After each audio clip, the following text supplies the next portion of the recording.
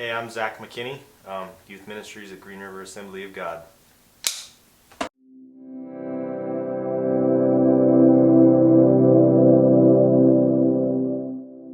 So, when I got out of high school and I was on my way to college, I had the idea to really get involved in a vehicle soup-up job on a truck that I had with my dad's assistance.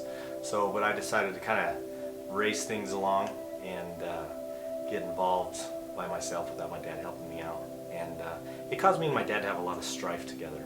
I kind of let my dad down. He was really upset about it. And it really tore me apart. At that point in my life, I really wasn't serving Christ the way I should.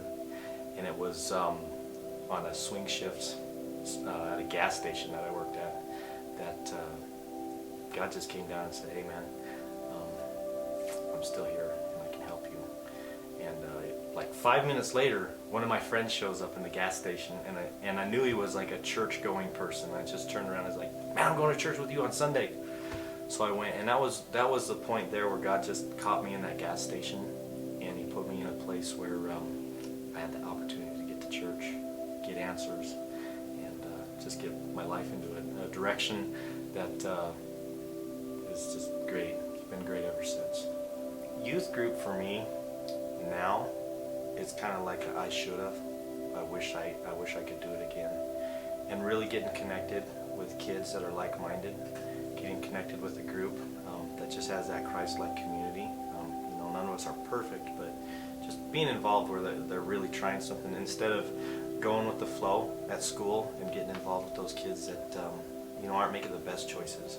Those were the choices I made when I was a kid, and now looking back as an adult, I wish that my experiences in high school would have been so different. And I think that a big difference would have been being connected with kids that were about Christ. And I didn't come up to camp. I didn't get involved in the youth group. I wished I did now.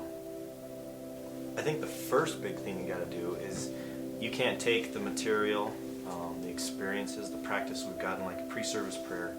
You can't just take those things, stuff them in your Bible bag, stuff them in the journal that Danielle handed out, and throw it on your nightstand or in your closet and forget about it.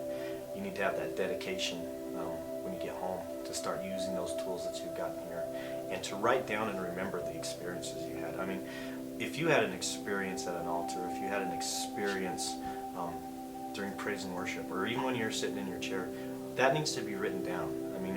Write on a note card, put it in your Bible. That way, it's there, it's at hand.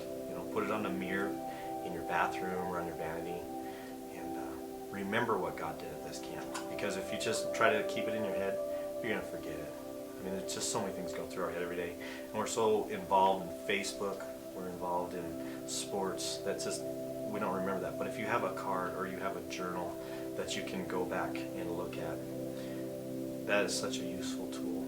And also to remember, if getting back into devotions is something that you want to do, or getting serious about devotions, remember starting a new diet or starting an exercise program sucks for the first few days. It's awful for the first couple weeks.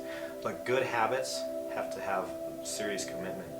So you got to stick with it. And the longer you stick with it, the easier it comes. It just becomes a part of your life, and you absorb that. So just try to stick with it. Stay strong in it, and be determined.